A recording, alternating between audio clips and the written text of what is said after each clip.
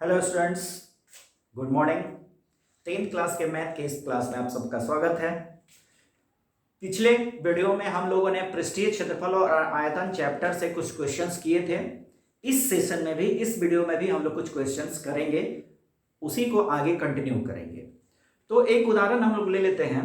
उदाहरण ये है, एक ठोस में ऊंचाई 120 सेंटीमीटर और त्रिज्या 60 सेंटीमीटर वाला एक शंकु सम्मिलित है, जो 60 सेंटीमीटर त्रिज्या वाले एक अर्धगोले पर आरोपित है। इस ठोस को पानी से भरे हुए एक लंबवृत्तीय बेलन में इस प्रकार सीधा डाल दिया जाता है कि यह बेलन की तली को स्पर्श करे। यदि बेलन की त्रिज्या 60 सेंटीमीटर है और ऊंचाई 180 सेंटीमीटर है, तो बेलन में शेष बचे पानी का आयतन ज्ञात करें। ठीक है, क्वेश्चन कह रहा है कि एक 60 सेंटीमीटर त्रिज्या वाला अर्धगोला है और अर्धगोले के ऊपर एक शंकु डाला, शंकु ज्वाइंट किया गया है, सम्मिलित किया गया है, और इन अर्धगोला और शंकु को सम्मिलित रूप से एक पानी से भरे बेलन में, जिसकी ऊंचाई कितनी है, बेलन की ऊंचाई 180 सेंटीमीटर है, यानी कि यहां से यहां तक की ऊंचाई 180 सेंटीमीटर है, इस बेलन में डाल दिया गया है। तो डालने के बाद कुछ पानी बाहर भी निकलेगा। कितना पानी बाहर निकलेगा? इसके आयतन के बराबर। तो जो पानी इसमें बच गया वो बताना है कि वो कितना है। ठीक है, आइए चलते हैं हल की तरफ। मान लीजिए, माना शंकु की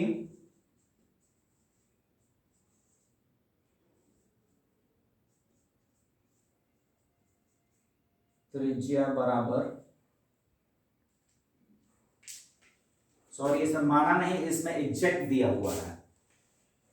एक ठोस में 120 सेंटीमीटर और त्रिज्या 60 सेंटीमीटर, यानी शंकु की त्रिज्या मानना नहीं है, बिल्कुल क्वेश्चन में दिया हुआ है।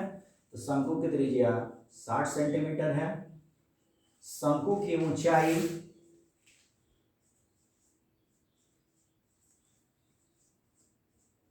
ये दी हुई है 120 सेंटीमीटर, ये प्रश्न में दिया हुआ है, जो 60 सेंटीमीटर त्रिज्या वाले अर्धगोले पर आरोपित है, यानी अर्धगोले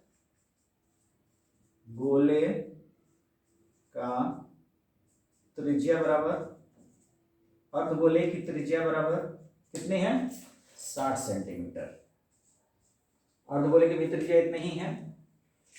और दिया हुआ है, यदि बेलन की त्रिज्या, बेलन की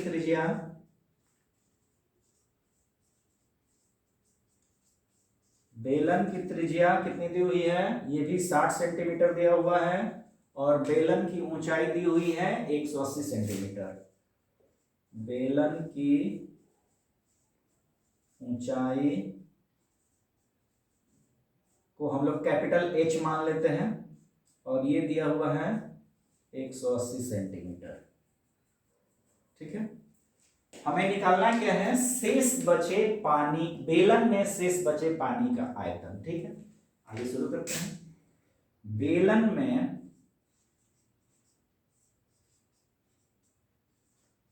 शेष बचे पानी का आयतन बराबर, सबसे पहले बेलन का आयतन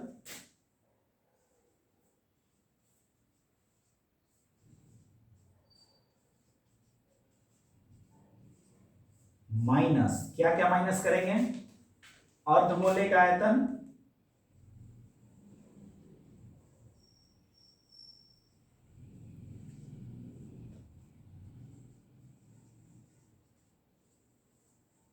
प्लस शंकु का आयतन,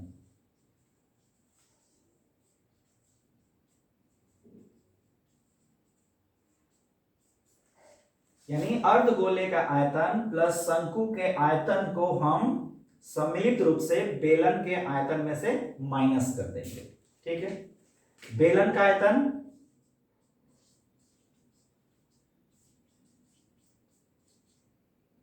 नहीं, सॉरी, हमें मान बैठाना है, इसमें सूत्र हम लोग लिख लेते हैं।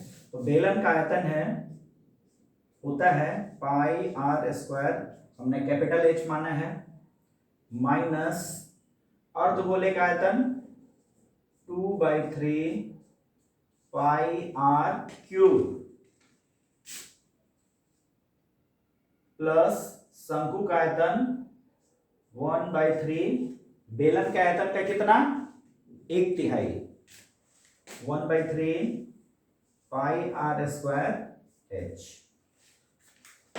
ब्रैकेट खोलते हैं, ब्रैकेट खोलेंगे तो मिलेगा pi r square h minus 2/3 pi r cube minus 1/3 pi r square h. आगे इधर पढ़ते हैं, या एक बार और यहाँ लिख लेते हैं हम लोग।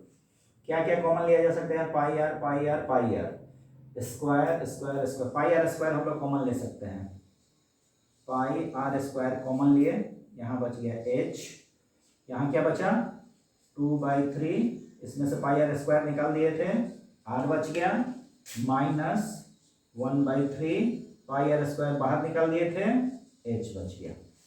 अब इसमें वैल्यू पुट करते हैं, वैल्यू कितना है, इसको हम लोग 22/7 लिख लेते हैं। आर कितना है, ये किसका आर है, ये सबका आर तो 60 सेंटीमीटर ही है, ठीक है, तो 60 गुने 60, ठीक है। एच, कैपिटल एच कितना है 180 माइनस 2/3 स्मॉल आर, आर त्रिज्या सबकी 60 है, माइनस 1/3, एच कितना है शंकु का 120,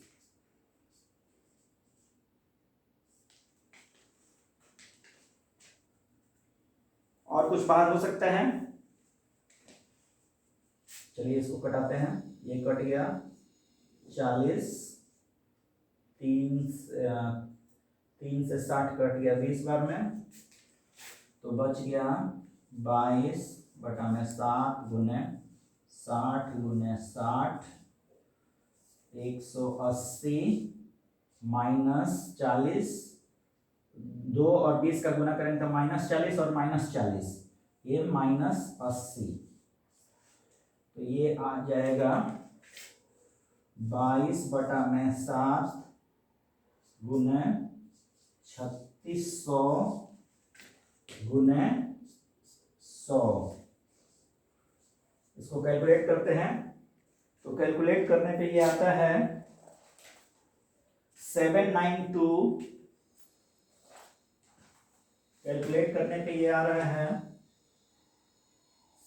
792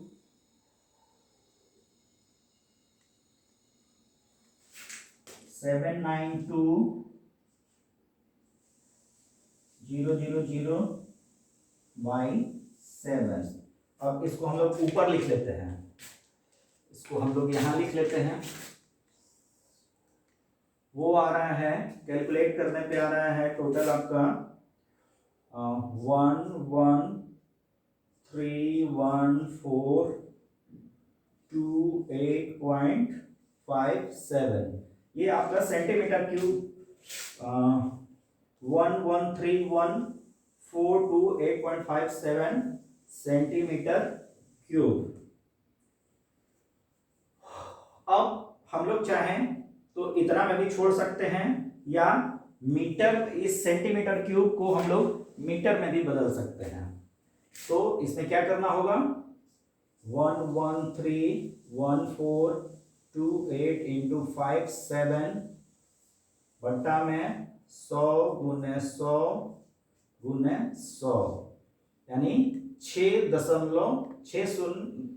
अंक इधर आ जाएगा, यानी 2 4 6 1.131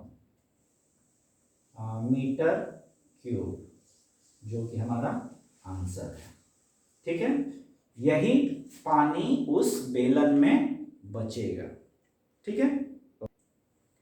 दूसरा क्वेश्चन हम लोग लेते हैं, एक गोलाकार कांच के बर्तन की एक बेलन के आकार की गर्दन है जिसकी लंबाई 8 सेंटीमीटर है और व्यास 2 सेंटीमीटर है, जबकि गोलाकार भाग का व्यास 8.5 सेंटीमीटर है। इसमें भरे जा सकने वाले पानी की मात्रा मापकर एक बच्चे ने यह ज्ञात किया कि इस बर्तन का आयतन 345 सेंटीमीटर क्यूब है।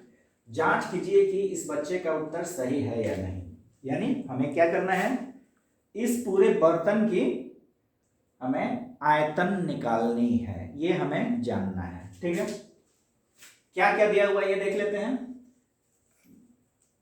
गोलाकार कांच के बर्तन के बेलन के आकार की गर्दन जिसकी लंबाई, यानी कि बेलन की लंबाई 8 सेंटीमीटर है और इसका व्यास यहां से यहां तक की लंबाई, बेलन का व्यास हॉल की तरफ चला, बेलन का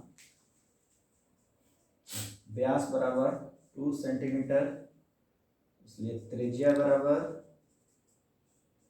1 सेंटीमीटर। बेलन की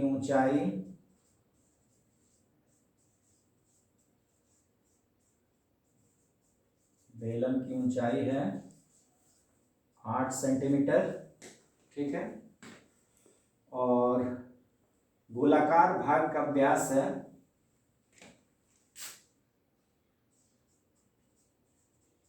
गोलाकार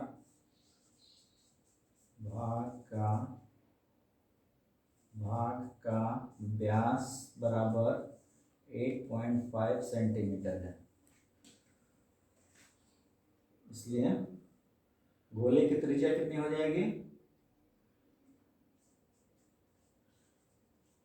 गोले की त्रिज्या बराबर 8.5 बाई 2 सेंटीमीटर। ठीक है, अब आते हैं बर्तन का कुल आयतन। बर्तन का कुल आयतन बराबर कितना, बेलन का आयतन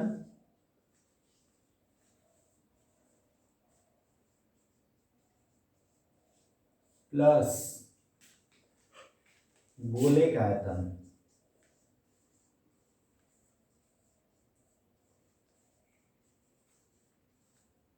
बेलन का आयतन कितना, 2 पाई आर स्क्वायर एच,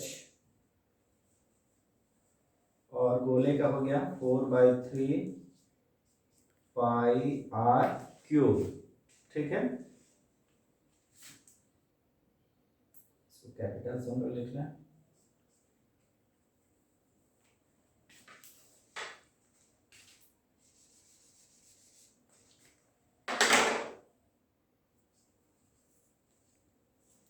क्या कॉमन ले सकते हैं हम लोग, कॉमन ले सकते हैं, पाई ले सकते हैं, सिर्फ पाई कॉमन में आ रहा है। ठीक है, यहाँ पे आर स्क्वायर एच प्लस 4/3 पाई तो ले लिए हैं, आर क्यूब। पाई का मान कितना रखना है, 3.14। आर कितना है, आर है 1 सेंटीमीटर। एच कितना है, 8 प्लस 4/3 आर। गोले का आयतन कितना हो जाएगा, सॉरी गोले की त्रिज्या 4/3 और ये है 8.5/2 का क्यूब।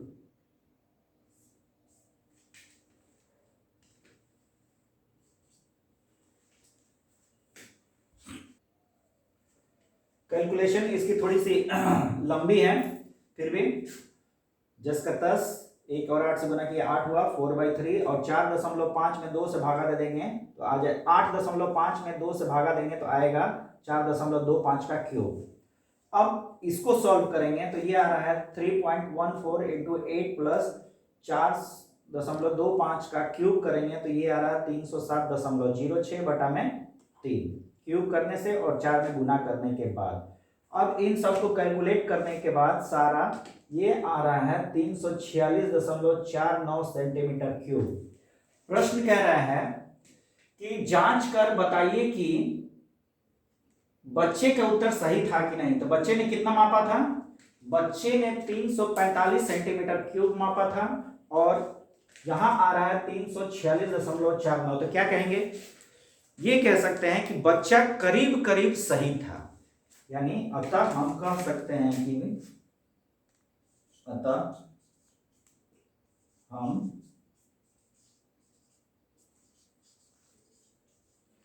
कह सकते हैं कि